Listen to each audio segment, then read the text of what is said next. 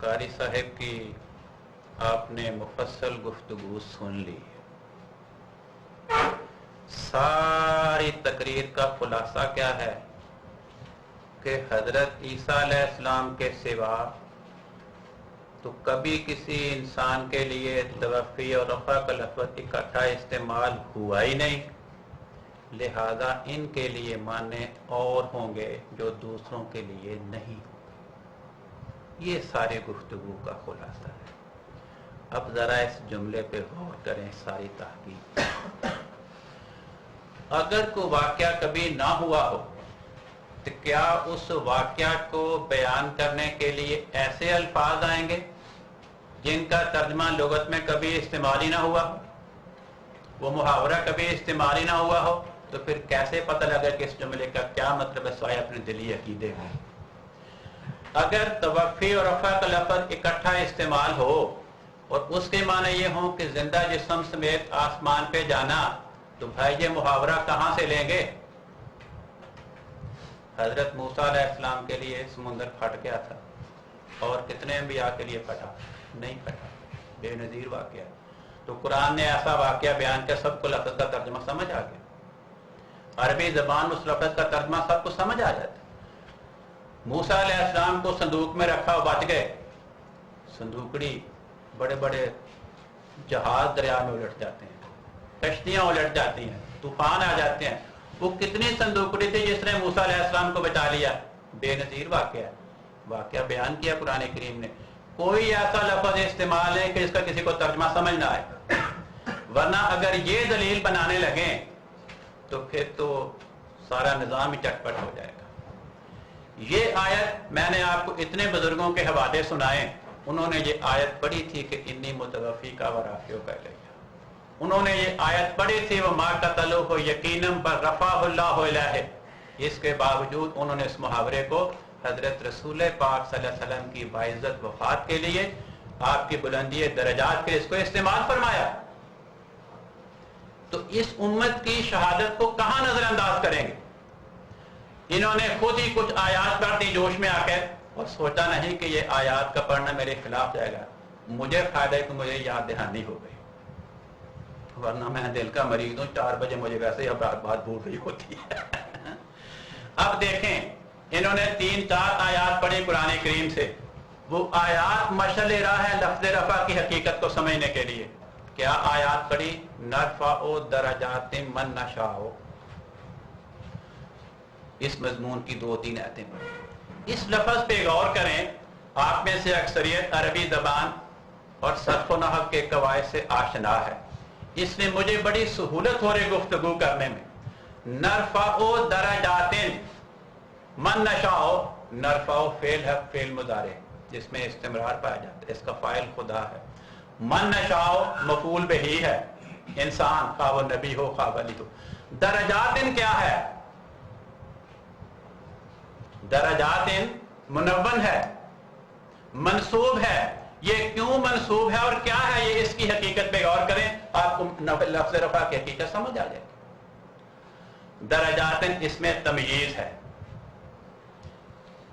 ترکیب کلام یوں بنے گی کہ میں یعنی اللہ تعالیٰ، نرفع کی ضمیر خدا کی طرف جا رہی ہے، کہ میں جس کو بھی اٹھاتا ہوں، جس کا بھی رفع کرتا ہوں، کس لحاظ سے کرتا ہوں؟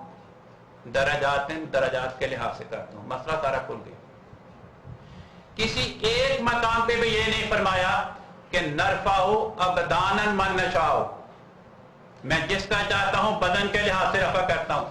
نرفع اجساما من نشاء، نرفع اجسادا من نشاء. کہیں پہ اس مضمون کو بیان نہیں فرمایا. جہاں جہاں پر بھی اللہ تعالیٰ نے اپنی نسبت لفظ رفع کے ساتھ اس میں تمییز استعمال کیا، درجات کا لفظ استعمال کیا.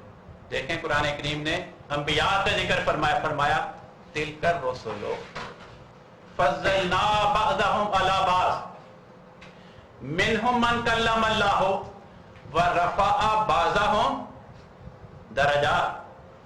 کہ بعض رسولوں کا خدا نے رفع کیا. کس لحاظ سے کیا؟ یہ نہیں فرمایا کہ اجسامن، ابدانن، اجسادن. کس لحاظ سے کیا رفع میں نے بعض رسولوں کا؟ درجات کے لحاظ سے کیا. اس لیے جس نبی کے بارے میں جس ولی کے بارے میں خدا تعالیٰ لفظ رفع استعمال کرے گا وہاں اس کا مطلب ان آیات کی روشنی میں یہ قرار پائے گا اگر خدا نے رفع کیا تو خدا کہتا ہے اس میں تمیز درجات کہ میں تو درجات کے لحاظ سے کیا کرتا ہوں. کسی ایک مقام پہ بھی خدا نے یہ نہیں فرمایا کہ میں جسموں کے لحاظ سے بدنوں کے لحاظ سے رفع کیا کرتا. تو ان آیات نے لفظ رفع کے بارے میں مولوی صاحب کی تمام ماضی کی تقریریں اور جو آئندہ ہوں گی سب کا جواب دیتی. پھر دیکھیں میں نے حضرت محمد مصطفیٰ صلی اللہ علیہ وسلم کی چشمدید گواہی پیش کی کہ شب معراج میں میں نے آسمان پہ تمام انبیاء کی ملاقات کی. کہتے ہیں جی حضور نے اپنا بیان نہیں کیا بھی وہ تو ہر صاحب عقل کو سمجھ آ رہی ہے کہ جب حضور واقعہ بیان فرما رہے ہیں تو حضور زندہ ہے. جو شخص اپنا واقعہ بیان کر رہا ہے ان کو نمازیں پڑھا رہا ہے مسائل سنا رہا ہے وہ زندہ ہے فوت شدہ نہیں ہے. جن کے ساتھ ملاقات کی ان کے فرق بیان کیے لیکن یہ فرق بیان نہیں کیا کہ عیسیٰ علیہ السلام کے میں نے زندہ جسم دیکھا اور باقی تمام انبیاء کی روحیں دیکھی. یہی حقیقت ابن قیم نے زاد المعاد جلد اول میں بیان فرمائی کہ حضرت رسول پاک صلی اللہ علیہ وسلم کے سوا جتنے بھی انبیاء تھے سب کی روحیں آسمان پہ گئی. کب گئی ہیں؟ عند الموت و مفارقت الابدان, موت کے وقت اور اپنے جسموں سے جدا ہونے کے وقت. اسی چشمدید گواہی سے انہوں نے یہ استدلال کیا. حضرت رسول پاک صلی اللہ علیہ وسلم کی اسی چشمدید گواہی سے حضرت داتا گنج بخش رحمۃ اللہ علیہ نے یہ استدلال کیا کہ لا محالہ آسمان پہ نبیوں کی روحیں تھیں. انہوں نے بھی یہ نہیں فرمایا کہ آسمان پہ نبیوں کے جسم تھے. تو بھائی اس بات پہ غور کریں. یہ آیات کہ انی متوفی کا و رافیوں کا الیہ یہ صحابہ نے بھی پڑھی تھی. وما قتلوہ یقیناً بل رفعہ اللہ علیہ صحابہ نے بھی پڑھی تھی. حضرت ابن عباس رضی اللہ عنہ اصح الکتب بعد کتاب اللہ میں اس آیت کی تفسیر میں کہ متوفی کا مطلب کیا کہتے ہیں ممیتوں کا, میں تجھے موت دوں. تو یہ کہنا کہ چونکہ توفی کے ساتھ لفظ رفع آ گیا اس لیے اس کا معنی موت نہیں ہے صحابی رسول کے ترجمے کے خلاف ہے. اور ترجمہ کسی تھرڈ کلاس کتاب میں بیان نہیں ہوا, حدیث کی سب سے اونچی کتاب میں اور عربی زبان کی ہر تفسیر کی کتاب میں انی متوفقہ کی آیت کے نیچے حضرت ابن عباس کا ترجمہ منقول ہے. اس ترجمے کے سوا کسی ایک بھی صحابی کا ترجمہ ایسا منقول نہیں, نہ کسی لغت کی کتاب میں, نہ کسی تفسیر کی کتاب میں, نہ کسی حدیث کی کتاب میں جو ابن عباس کے ترجمے کے مخالف. ابن عباس کا ترجمہ بیان کرنا اور تمام صحابہ میں سے کسی صحابی کا اس ترجمے کے الٹ کوئی اور ترجمہ بیان نہ کرنا کیا بتاتا ہے کہ تمام صحابہ ابن عباس کے بیان کردہ ترجمے پہ اجماع کر رہے ہیں کہ تمام صحابہ کے نزدیک انی متوفقہ کا کیا مطلب ہے ممیتوں کا, میں تجھے موت دوں گا.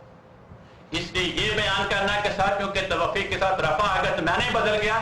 بھائی انسان کے لیے لغت کے معنی تبدیل نہ کریں.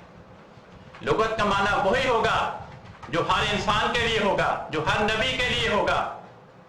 ہاں جب جنس بدلے گی تو معنی بدل جائے گا, کیفیت بدلے گی تو معنی بدل جائے گا.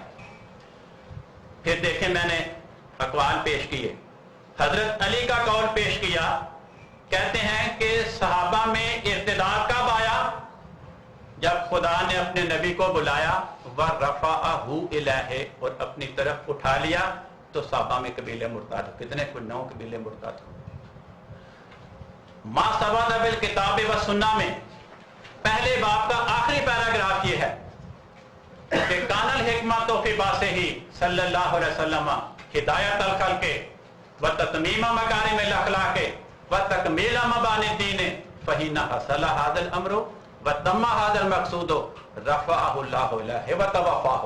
لیجیے حضرت ابن عبد البر رحمۃ اللہ علیہ اس مقولے میں حضرت محمد مصطفیٰ صلی اللہ علیہ وسلم کی باعزت وفات کا مضمون بیان کرنے کے لیے رفعہ اللہ الیہ وتوفاہ دونوں لفظ جمع کر رہے ہیں. یہ محاورہ ہے اہل علم کا. حضرت انس کا میں نے مقولہ آپ کے سامنے پیش کیا کہ اکرم اللہ نبیہ ان یریہ فی امتہ ما یکرہو فرفعہ الہ وبقیت النعمت. تفسیر دلالان میں یہ حوالہ موجود ہے، جو چاہے دیکھ سکتا ہے. تو صحابہ کے محاورات پہ غور فرمائیں، امت کے محدثین علماء کے محاورات پہ غور فرمائیں، پھر حقیقت پر پہنچنے کی کوشش کریں. اللہ تعالیٰ مجھے بھی آپ کو بھی اس بات کی توفیق عطا فرمائے.